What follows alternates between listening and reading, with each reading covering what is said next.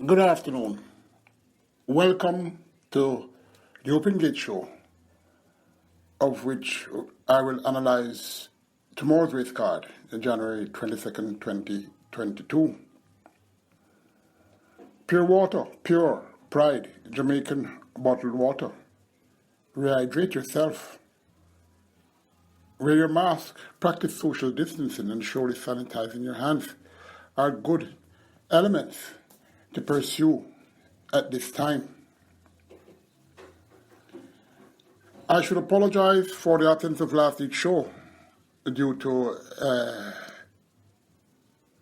occurrence with the annual flu that has been plaguing us for years.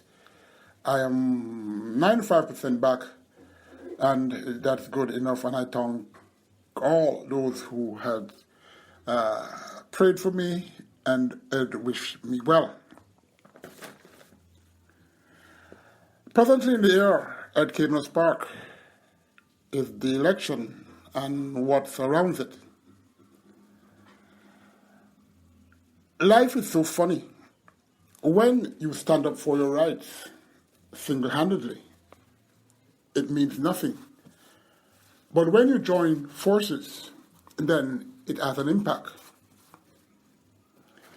The recently concluded general election for the United Racehorses Association on Tuesday, the 17th of January 2020, was based off the constitution set by the founders of the United Racehorse Traders Association, of which that was Bonnie Vincent, who single-handedly started that association, and where he handpicked myself, the late Richard Todd, the late Frankie Parham, the late Robert Darby Sr., as well as Richard Azan. I should also mention the late Harry Passard. It was under the help of Elsie Todd, who got a legal advice for us to constitute the rules govern the United Racehorse Traders Association. What is happening really is that Richard Todd, in taking a job at SVREL, he had to resign as president. So we had a meeting, and unanimously we agreed that Robert Darby Sr., the vice president, would take up the mantle. Robert Darby Sr., after a brief stay, had to resign due to health conditions, and it was handed over to the second vice president, Ryan Darby, and the third vice president, Stephen Todd. In that meeting, when that handed over was given, an election was promised. Since that last meeting, there has been no election. More so, there has been no briefing or meeting by those who inherited the post. They were not elected. It was a handout. Currently, we don't know what is really happening with the media, whereby they have given Mr. Darby, that Ryan Darby, the privilege of being the president of the United Racehorse Traders Association on television and also elsewhere in the media. The Open Gate Show has nothing against Ryan Darby, Stephen Todd et al. The Open Gate Show really will be adhering to the Constitution, the legal Constitution, of which the majority of trainers needs representation, of which their opinionize to figure that they are not getting. The recently elected executives were backed by a top lawyer firm who went through the Constitution and found it legally right for an election to be called by the General Secretary, Bonnie Vincent, who was fired by Mr. Darby of something that he cannot do. The election was overseen by two representatives from the Jamaica Racing Commission, as well as media personnel from the Jamaica Observer. It was a huge turnout. Most came late. That's the norm of Jamaicans. A lot of trainers could not vote because we've already closed, and the ballots were counted by the two selected Jamaica Racing Commission's representatives. Let's see what prevails, because the thing is not about one man or one group. It's about horse racing, and it's about our horsemen. Really intriguing, really amazing of what is being transpired. Let's hope that good prevails, because horse racing is in our genes. Horse racing is an outlet for those who have worked hard on the weekend. Even if they don't wager on the horses, they would love to see the skills of the jockeys as well as the performance of the horses. And some even love to see, go to the track to see how the fans operate when the gates open. It's a multifaceted sport. It's a very unique sport, and it's a sport where winning gives you a special feeling that nothing else can. Don't be misled by the hype that is on the media or in the air.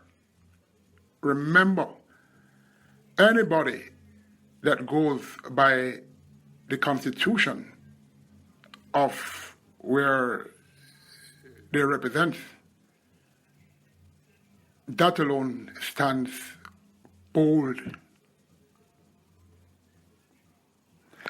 Another aspect of racing that is being talked about, and there have been a lot of people calling me concerning the conditions that of most of the races.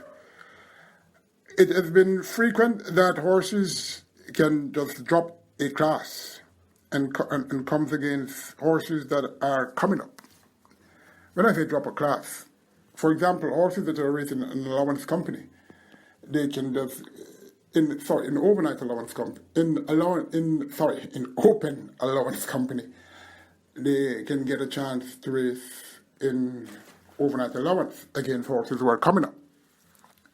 Yes, some may say it has been there for a while, but my take on that, times are changing, and these conditions need to be adjusted, because seemingly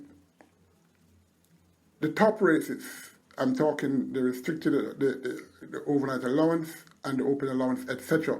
Those are the races where the bigger purses are.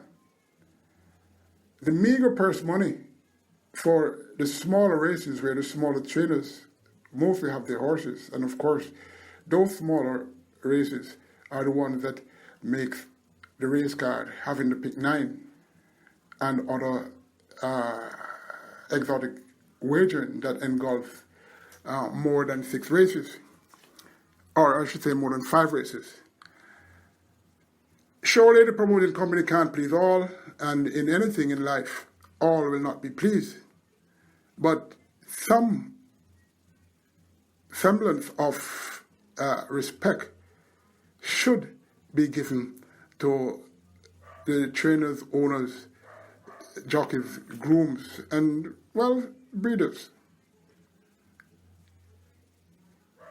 I've always been adamant, and there are so many evidences, that the quarterly incentive competition, it's senseless. And I always said that money should put into the appearance fee. The appearance fee currently averages about $8,800. A complete joke. Even meetings, the last meeting that I attended at Ian Passard attended, I mentioned what I just said.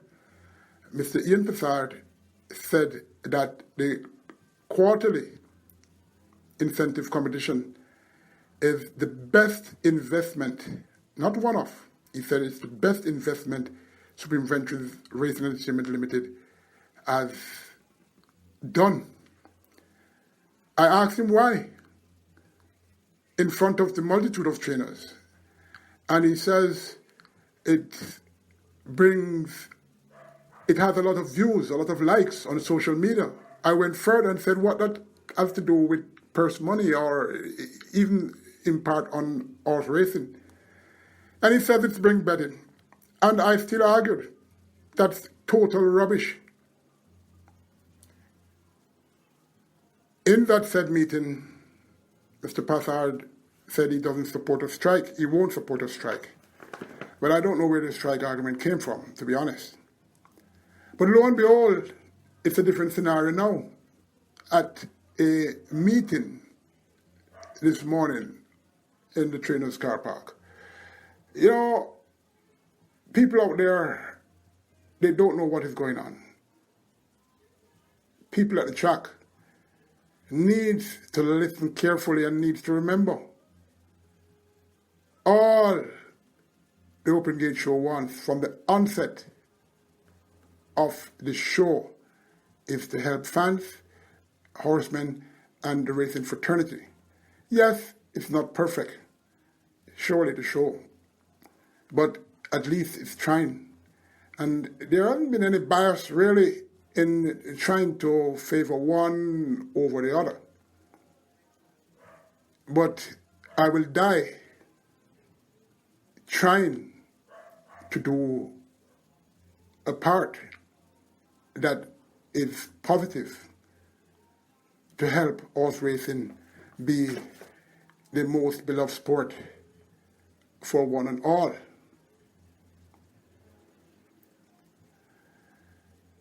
Well, we have 9 races, and the reason for that is the 180,000 claiming race was abandoned because majority of the horses weren't fit for racing. That has been historic, and it's not to say it's a middle distance or beyond. It's a sprint race, out the straight too. So much for that. Start of the year, normally horses are weary and everything because in the Christmas meet, everybody wants to start. So let's hope that recuperation can be plenty so that we can have a buffered race card as soon as possible. 9 races, and post time will be 11 a.m. and for native bred 5s and up. It's a restricted allowance race for native bred horses who have never won 2 races. 1,100 meters they go, 5.5 furlongs, 9 were declared. Number 1, Cupcake, comes from the Red Hot Barn of Trainer Ryan Derby. Last 2 on the curve were dismal, but Cupcake has capabilities and can rebound. Number 3, Gorgeous Gift, returns to sprint and is very inconsistent, but in a field such as this, can be competitive for the top spot. Number 4, Trulistic, gets first time figure 8. Number 5, Soul Treasure, should be a factor if that run on December 11th can be duplicated. That race, she drew on the outside on the minimum curve trip and ran evenly to be 4th, 5 1/4 lengths to John P. Duke of Springs and Nina Dorada, who is also here. I didn't mention anything about Nina Dorada, number 2.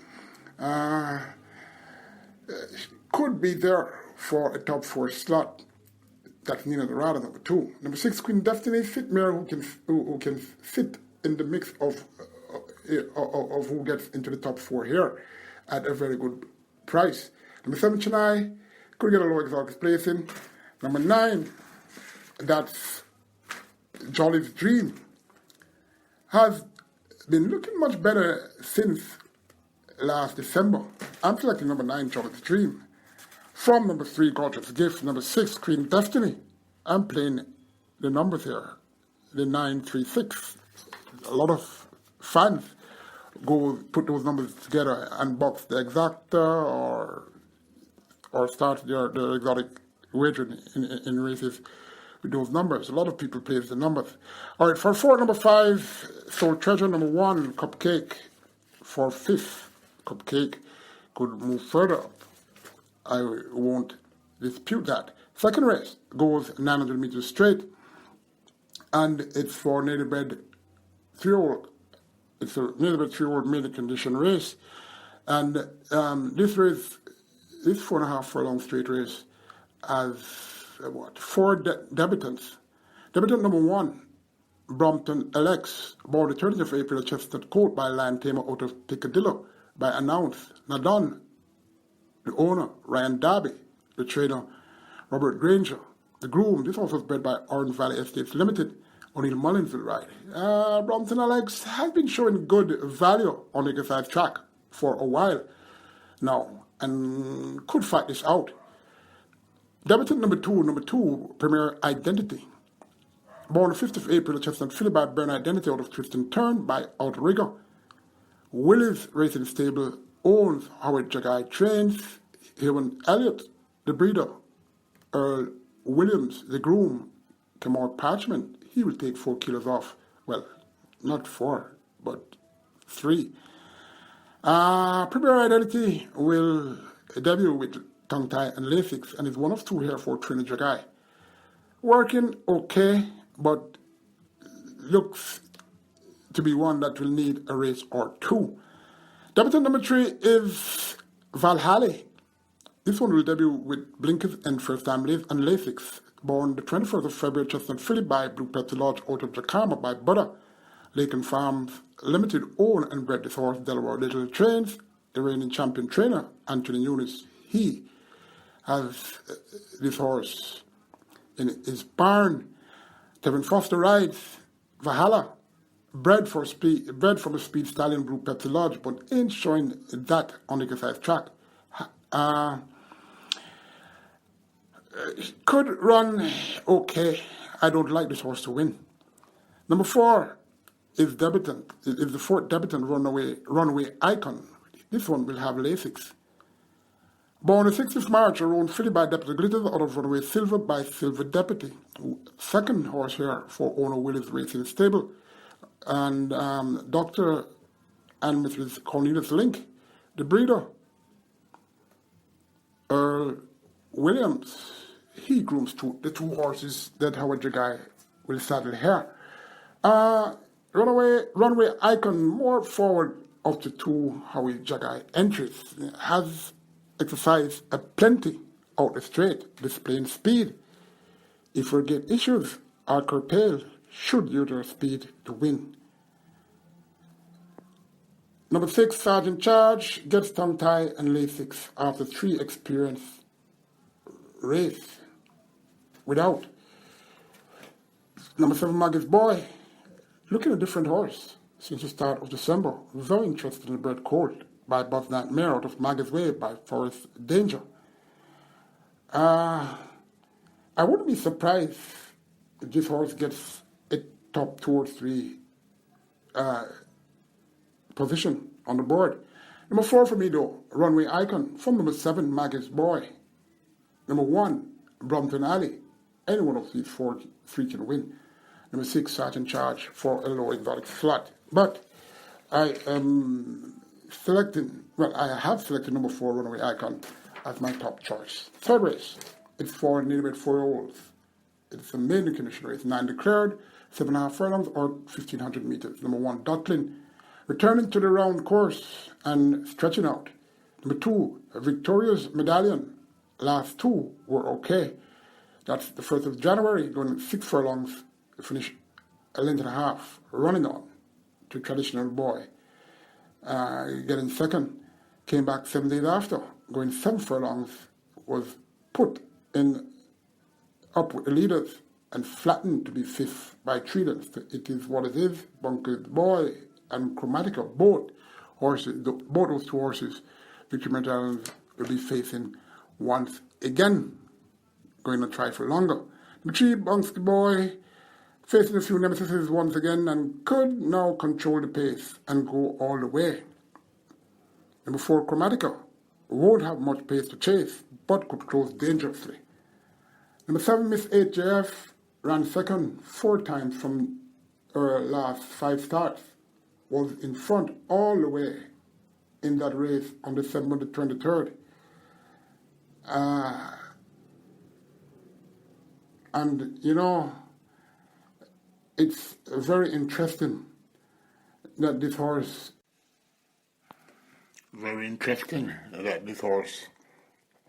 have been running and been unlucky, losing by very slim margins, and hope this time the young trainer Kevin Murray can come to the fore with, especially with the strong handling of the informed jockey Robert Halladine. He made the Cat Be the Glory, facing Easier Now. Number 9, Sparkling Tradition, Simulator for Cat Be the Glory. Not showing much. And both have very low exotic placings. Number 3 for me, Bouncy Boy. From number 7, Miss HJF. Number 4, Chromatica. Number 2, Victoria's Medallion. Number 8, The Cat Be the Glory. 4th race, Native Fours and Up. None of the 4 imported Fours and Up. None of the 3 are also eligible. 7 declared they go 820 meters or 925 yards. Number 2, Daddy Jones. Last 2 were very poor, especially in that November 20 two-turn race where he was well supported at 7-1 against Big Judy, Bird Notice, and Santorini. Finished a floundering 49.5 lengths last, second to last, 7th. Daddy Jones, given a little time by trainer Richard Azan.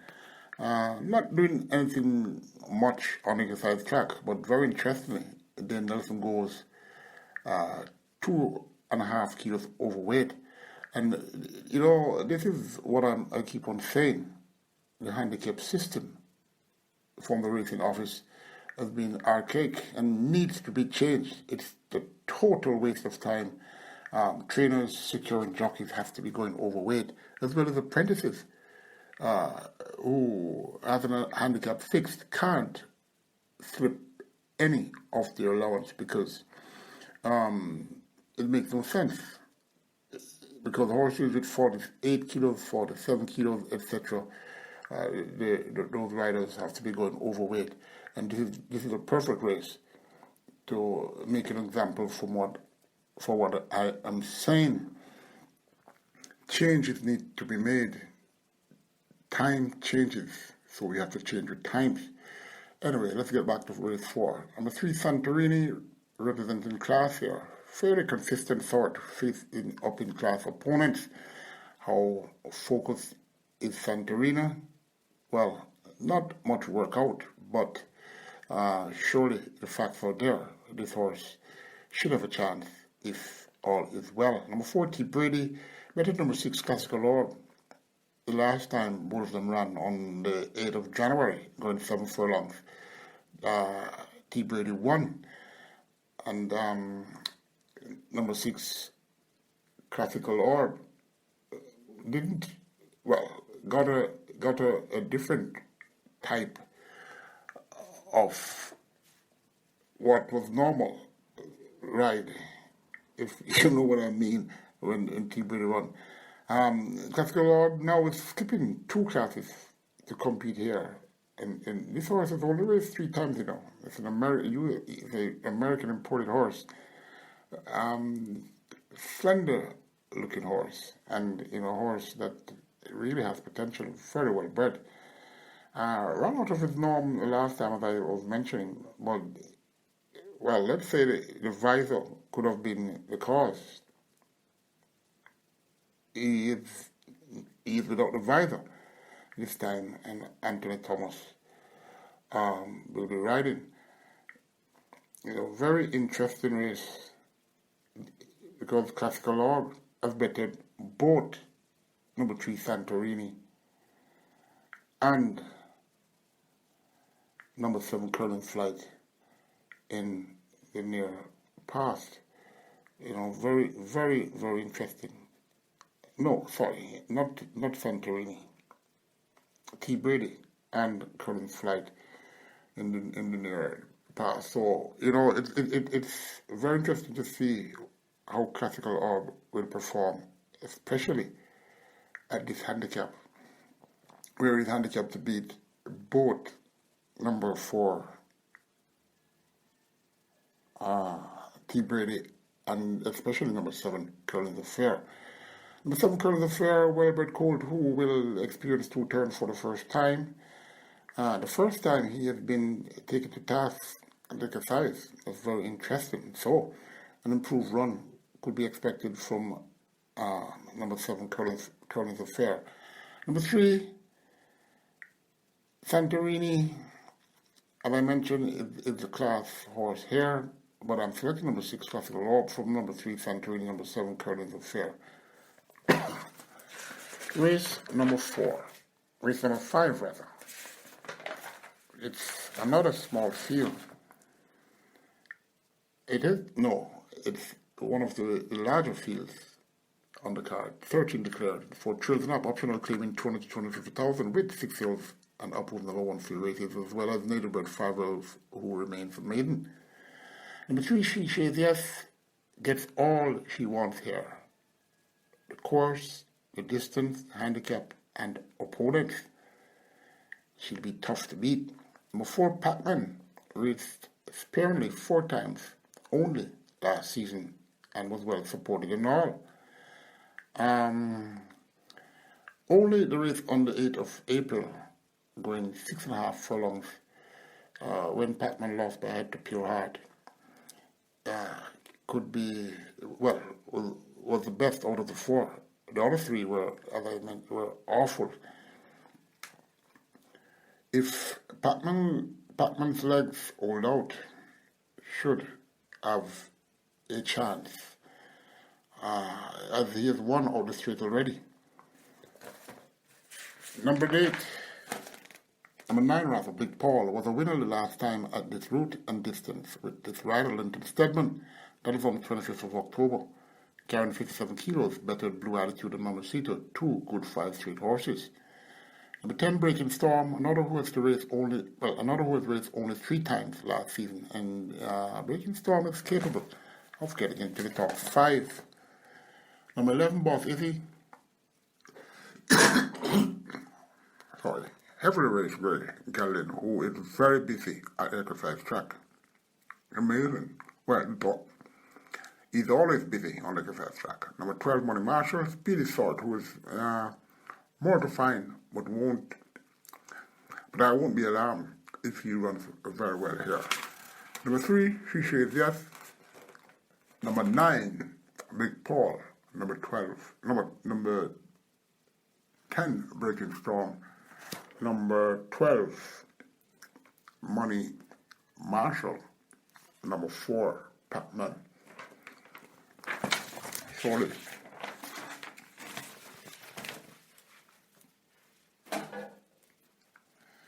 We go to race 6, small field. 8 declared, it's for Children Up. It's another optional claim race, but it's at $450,000 to $550,000. And we have a field of horses that are, some are grouped into fine form, and it's a very interesting race. 8 declared, they go 2 turns again, 820 meters or 9 foot 25 yards. Number 2, Ricky Ricardo, looking sharper than before, and here with suspected opponents could come to the fore for a top showing. Number 3, Royal Vibes, 12-year-old, will be competitive for the win, I should think. Number 4, Hot Ice, stablemate of number 3, Royal Vibes, and from the stables of Ryan Derby. Hot Ice has been looking in good condition of late, and as has a decent top 2 chance here. Number 5, Grade On, going 2 turns after that last start on the 8th of January, going 7 furlongs, where he finished last at, 75.5 lengths behind Mirabilis, Azaria, Drummer Boy, etc. Amazing how they get to measure a distance so long, 75.5 lengths behind the winner. Number 6, Bull Sammy, busy on the 5 track. Number 8, Sunshine Cat, seems to have developed more issues. Well, I should say, has returned to her old issues, which affects her from running, as her last 3 starts suggest. However, has worked very well, looking very smooth on Sunday, the 16th of January, striding 7 for the 1, turning 9 and 2/5. Number 2, Ricky Ricardo. Number 4, Hot Ice. Number 3, Roll Vibes. Those are my top 3.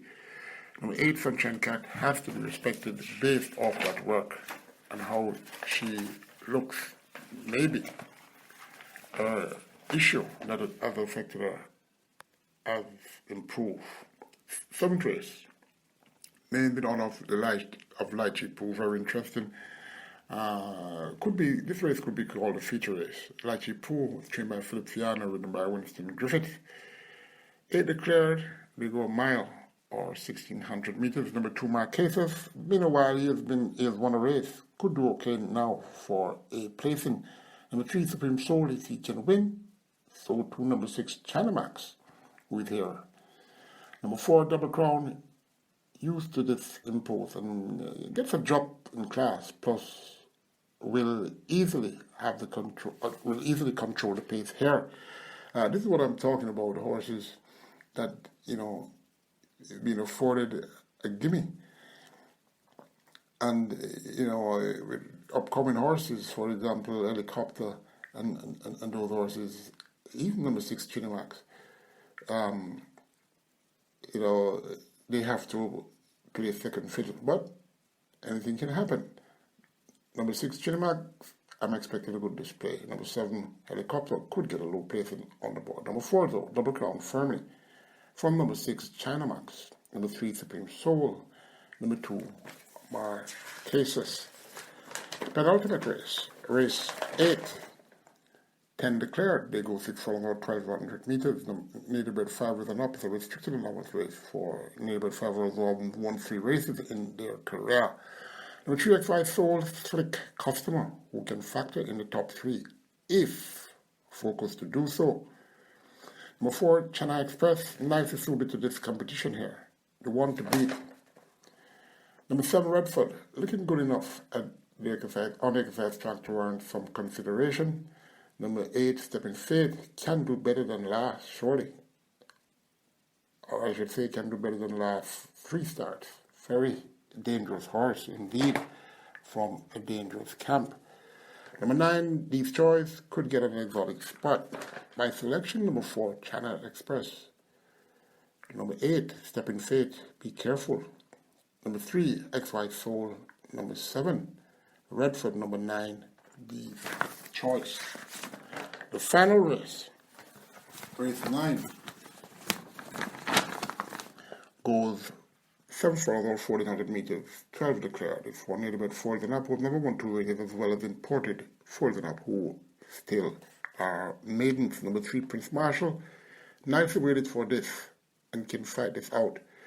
This horse, there was high expectation of this horse from the camp of Fitzroy Gillespie, but having issues and yet to prove his worth.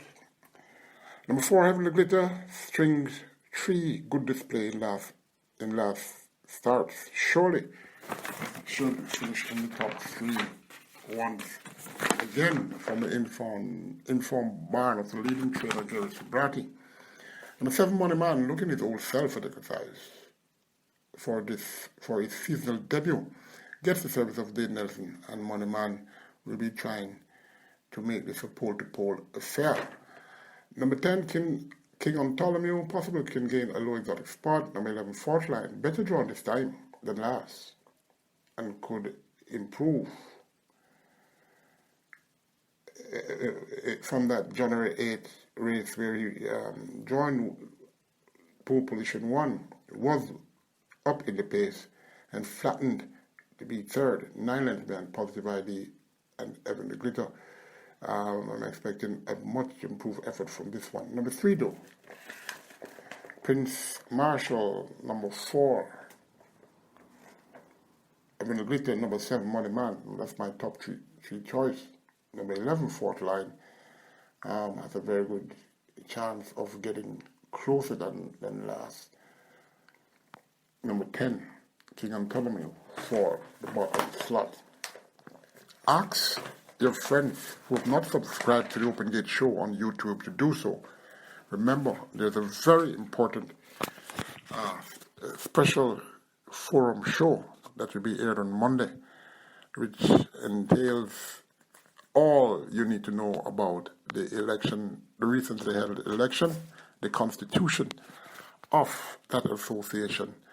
And we will be having President Patrick Smelly, Vice President Dale Murphy,